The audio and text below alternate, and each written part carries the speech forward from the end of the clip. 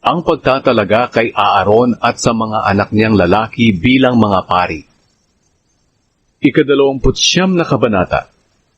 Ito ang gagawin mo sa pag-ordina kay Aaron at sa mga anak niyang lalaki para makapaglingkod sila sa akin bilang mga pari. Kumuha ka ng isang batang toro at 2 lalaking tupa na walang kapintasan. Kumuha ka rin ng magandang klaseng harina at magluto ka ng tinapay na walang pampaalsa.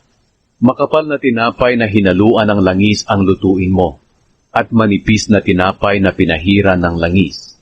Pagkatapos ilagay mo ang mga tinapay sa basket, at ihandog sa akin kasama ang batang toro at 2 lalaking tupa. Dadalhin mo sa may pintuan ng toldang tipanan si Aaron at ang mga anak niyang lalaki, at papaliguin mo sila. Pagkatapos ipasuot mo kay Aaron ang damit panloob, ang damit panlabas, ang espesyal na damit, at ang bulsa na nasa dibdib. Itali mo ng mabuti ang espesyal na damit gamit ang hinabing sinturon na maganda ang pagkakagawa. Ipasuot mo sa ulo niya ang turban, at ikabit sa harapan ng turban ang ginto na simbolo ng pagbubukod sa kanila ng Panginoon.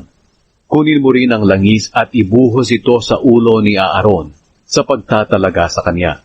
Italaga rin ang mga anak niyang lalaki at pagsuotin sila ng damit panloob, turban at sinturon, at ordinahan din sila.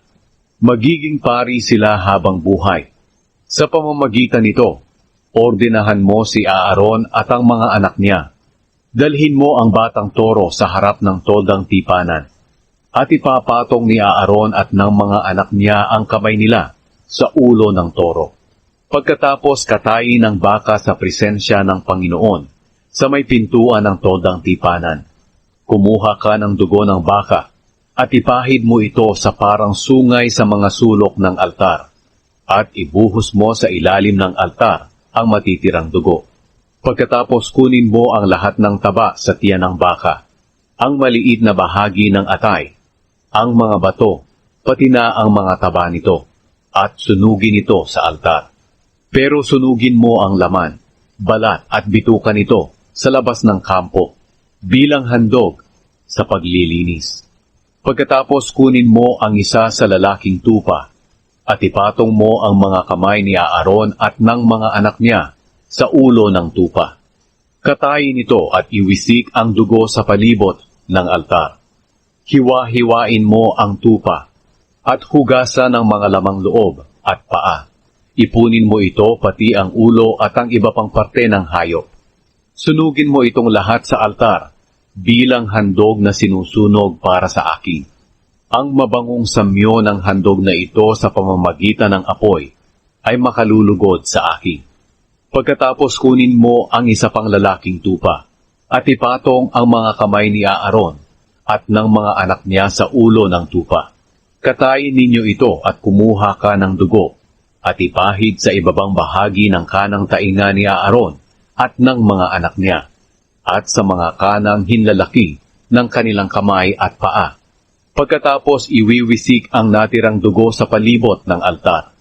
Kumuha ka ng kaunting dugo sa altar, at ihalo ito sa langis na pamahid. Iwisik ito kay Aaron at sa mga anak niyang lalaki, at sa kanilang mga damit. Sa pamamagitan nito maitatalaga si Aaron at ang mga anak niya, pati na ang mga damit nila. Pagkatapos kunin ninyo ang taba ng tupa, ang matabang buntot, at ang lahat ng taba sa lamang loob, ang maliit na bahagi ng atay, ang mga bato pati ang taba nito, at ang kanang hita. Ito ang tupang handog para sa pagtatalaga sa mga pari. Kumuha ka sa basket ng mga tinapay na walang pampaalsa, na ihahandog para sa akin. Tinapay na hindi hinaluan ng langis, makapal na tinapay na hinaluan ng langis, at manipis na tinapay. Ipahawak mo itong lahat kay Aaron at sa mga anak niya, at itataas nila ito sa akin bilang mga handog na itinataas. Kunin mo ito sa kanila, at sunugin sa altar, kasama ng mga handog na sinusunog. Ang mabangong samyo ng handog na ito sa pamamagitan ng apoy ay makalulugod sa akin. Kunin mo rin ang dibdib ng tupa at itaas nyo ito sa akin. bilang mga handog na itinataas. Ito ang parte mo sa tupang handog para sa pagtatalaga kay Aaron at ng mga anak niyang lalaki. Ialay mo rin sa akin ang mga parte ng tupang inihandog para sa pagtatalaga kay Aaron at ng mga anak niya. Kasama na rito ang dibdib at hitang itinaas mo sa akin. Sa tuwing maghahandog ang mga Israelita ng mga handog para sa mabuting relasyon, dapat ganito palagi ang mga parte ng mga hayop na mapupunta kay Aaron at sa mga anak niyang lalaki. Kapag namatay na si Aaron, ang banal na mga damit niya ay ibibigay sa mga anak niyang papalit sa kanya bilang punong pari. Para ito ang isuot nila kapag ordinahan na sila. Ang mga angka ni Aaron na papalit sa kanya bilang punong pari ang magsusuot ng mga damit na ito sa loob ng 7 araw.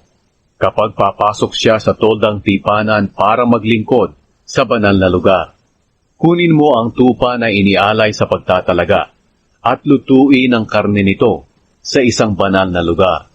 Kakainin ito ni Aaron at ng mga anak niya, kasama ang tinapay sa basket, doon sa pintuan ng toldang tipanan.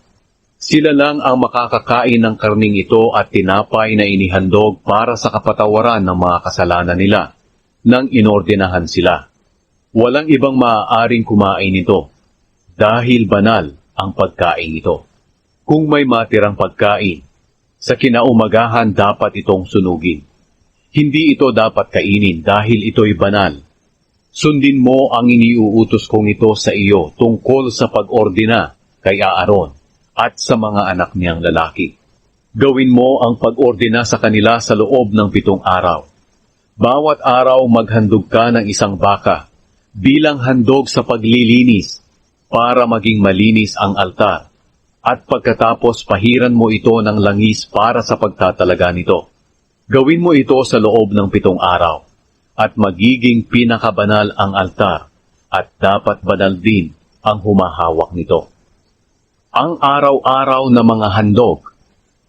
2 tupa na 1 taong gulang ang ihandog mo sa altar araw-araw. Isa sa umaga at isa sa hapon. Sa paghahandog mo ng tupa sa umaga, maghandog ka rin ng 2 kilo ng magandang klaseng harina na hinaluan ng 1 litrong langis mula sa pinigang olibo.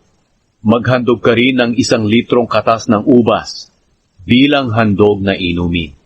Sa paghahandog mo ng tupa sa hapon, ihandog mo rin ang mga nabanggit na harina at inumin. Ang mabangong samyo ng handog na ito sa pamamagitan ng apoy ay makalulugod sa akin. Ang mga handog na sinusunog ay kailangang ihandog araw-araw ng susunod pang mga henerasyon. Ihandog ninyo ito sa aking presensya, doon sa may pintuan ng toldang tipanan, kung saan ako makikipag-usap sa iyo at makikipagkita sa mga Israelita. Magiging banal ang tolda dahil sa makapangyarihan kong presensya. Oo, gagawin kong banal ang toldang tipanan at ang altar. At ibubukod ko si Aaron at ang mga anak niya sa paglilingkod sa akin bilang mga pari. Maninirahan ako kasama ng mga Israelita at ako'y magiging Diyos nila. Malalaman nila na ako ang Panginoon na kanilang Diyos na naglabas sa kanila sa Ehipto para makapanirahan akong kasama nila. Oo, ako ang Panginoon na kanilang Diyos.